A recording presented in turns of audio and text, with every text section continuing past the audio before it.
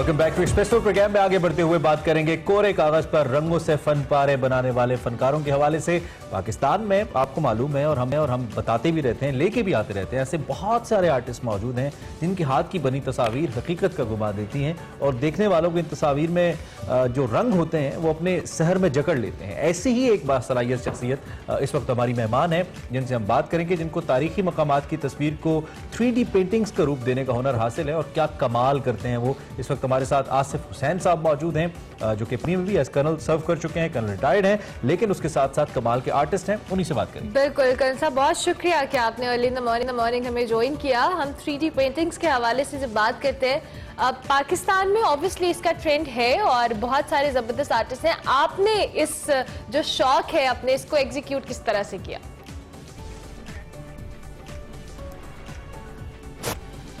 अस्सलाम वालेकुम जी, thank you very much.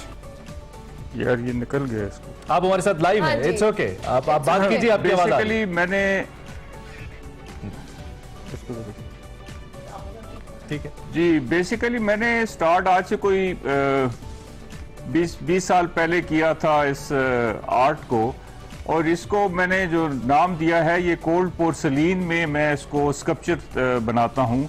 और ये स्कल्पचर बनते हैं, इसके अंदर इसका मैं बेसिक एक मास्टरपीस बनाता हूँ कोल्ड पोर्सलीन में, और इसको रिलीफ स्कल्पचर्स कहते हैं। और ये जब बनते हैं तो इसके बाद फिर इसको मोल्ड इसका बनाया जाता है और फिर फाइनल पीस जो है उसको हम फाइबर ग्लास में करते हैं।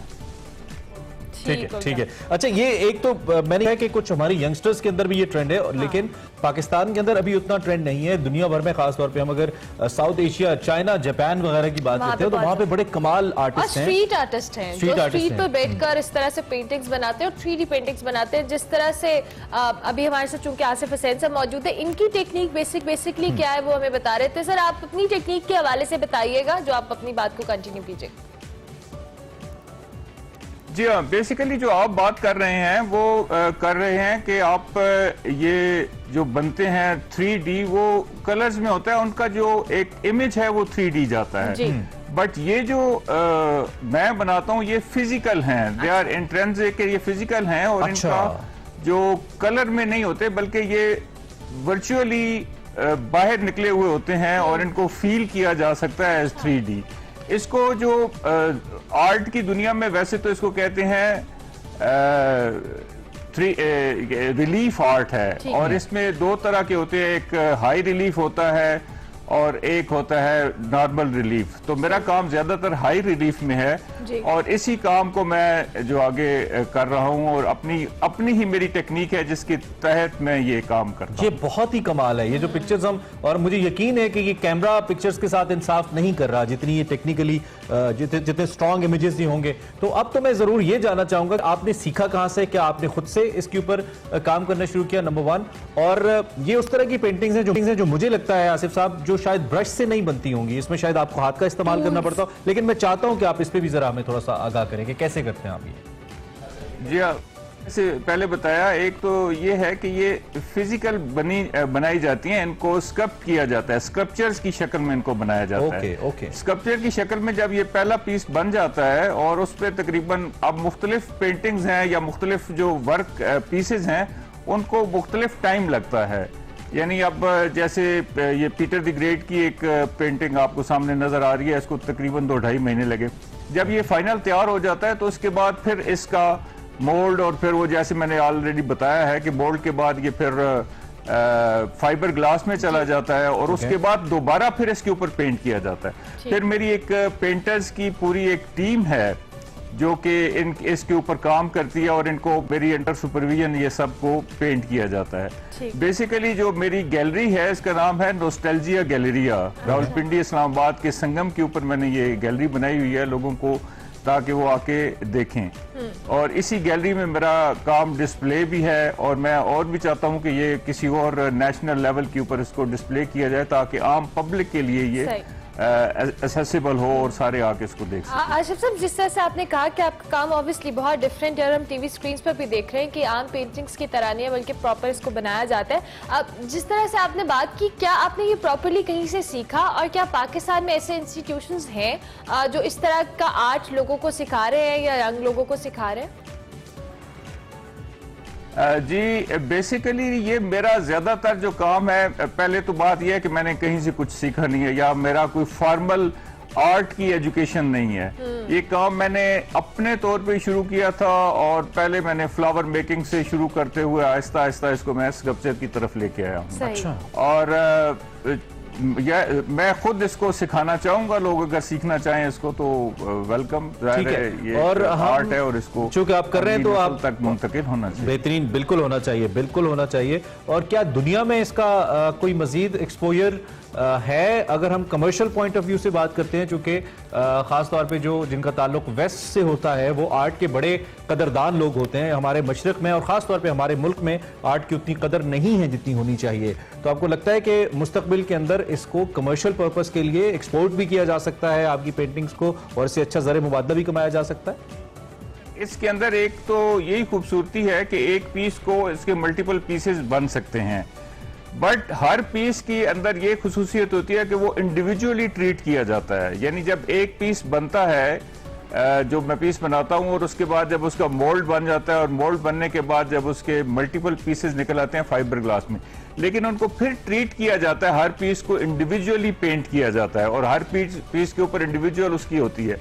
ऑब्वियसली इसके अंदर बहुत पोटेंशियल है क्योंकि ये चीज इस वक्त एग्जिस्ट इस तरीके से नहीं कर रही है और इंटरनेशनल मार्केट के अंदर या इसको एक्सपोर्ट यकीनन किया जा सकता है। उसके लिए हमें ऑब्वियसली गवर्नमेंट की मदद की जरूरत है और बाकी जो इदारे हैं वो अगर सामने आए तो इस आर्ट को मजीद प्रमोट किया जा सकता है। ठीक हो गया, ठीक हो गया। अच्छा, इन पेंटिंग्स के हवाले से आपने ऑन एंड ऑफ कितने एग्जीबिशंस करवाए हैं और आपका क्या प्लान है कि आपने इन एग्जीबिशंस के थ्रू किस तरह से लोगों को अपनी आर्ट के हवाले से बता रहे हैं? देखिए, अभी तक एग्जीबिशन तो मैंने इसका कोई नहीं करवाया। मैंने कुछ जगह पे इसका वो किया हुआ है, अप्रोच किया हुआ है ताकि इसकी एग्जीबिशन हो। मैंने अपनी गैलरी का भी अभी तक इफ्तिताह नहीं किया क्योंकि एक तो वो कोविड की वजह से हालात ऐसे बने कि इफ्तिताह नहीं किया। फिर मैंने मेरे बड़े अच्छे दोस्त, क्या मेरे तो बड़े बुजुर्ग हैं, अताउल्ला ईसा खिलवी साहब, उनके साथ मेरी न्याज़बंदी है। अच्छा। तो उनसे मैंने गुजारिश की थी कि वो आएं और मेरी गैलरी का इफ्तिताह करें। तो अब उनके पास जब टाइम होगा तो मैं इंशाल्लाह इसका इफ्तिताह करूंगा और ये वैसे इफ्तिताह के बगैर भी ये लोगों के लिए ओपन है।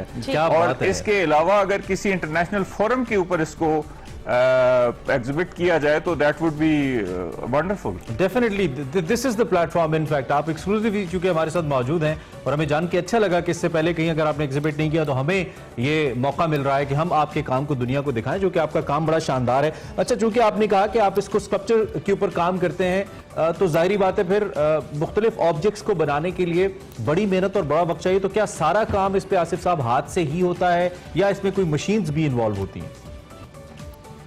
नहीं, एब्सोल्युटली नॉट। इसके अंदर कोई मशीनरी इस्तेमाल नहीं होती। ये सारे का सारा काम जो है ये हाथ से ही होता है।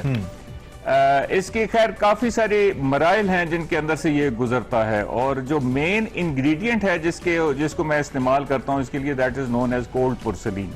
उसको या डो कहा जाता था कुछ अर्सा पहले और खवातीन स्पेशली इसको इस्तेमाल करती थी फ्लावर मेकिंग के लिए। अच्छा। लेकिन चूंकि इसका आर्ट की दुनिया में ज्यादा इसकी पजीराई नहीं है या शायद ये ज्यादा नॉन मटेरियल नहीं है तो इसको, लेकिन मैंने ही इतना उस पर काम किया है कि अब जो नए आने वाले हैं जो इसको समझने वाले हैं आर्ट को, वो यकीनन अगर इस पे काम करेंगे तो यकीनन मुझसे बेहतर काम कर सकेंगे क्योंकि उनकी तो फॉर्मल एजुकेशन भी हो सकती है आर्ट के अंदर और वो इस पे काम कर सकते हैं। ठीक है, ठीक है। अच्छा, पता नहीं, मुझे लगता है या वाकई ऐसा है कि आपने चूंकि आपकी जिंदगी being a soldier, being an officer गुजरी है और ये एक इंटायरली डिफरेंट काम है। बड़े आप क्योंकि उस लाइफ के अंदर और इस लाइफ के अंदर फर्क होता है, being an artist and being a soldier. How did you manage to be an artist और इतना अच्छा आर्टिस्ट और इतना different artist being an army officer as well? Basically मेरा ख्याल है ये बड़ा कोई गलत कॉन्सेप्ट है कि आर्मी और आर्ट या इस तरह की चीजें जो हैं ये एक साथ नहीं होती, यकीनन होती हैं। अगर आप, मैं तो खैर कुछ भी नहीं हूँ, अगर आप पिछले हिस्ट्री में देखें तो बड़े बड़े लोग ऐसे हैं जिन्होंने आर्मी से रहते हुए बड़े बड़े शानदार काम किए हैं।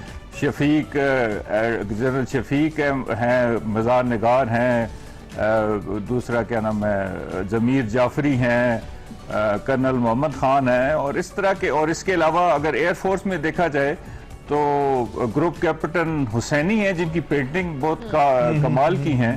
तो खैर आपने जो, अगर वो ऑब्वियसली आर्मी की लाइफ एक टफ लाइफ होती है, और उसमें जब आपको थोड़ा सा टाइम रिलैक्स करने के लिए मिलता है तो this is a very relaxing thing, कि जिसमें आप इस पे बड़े आराम के साथ इस पे अपना जो कैथारसिस कर सकते हैं, आप इसमें रिलैक्स कर सकते हैं।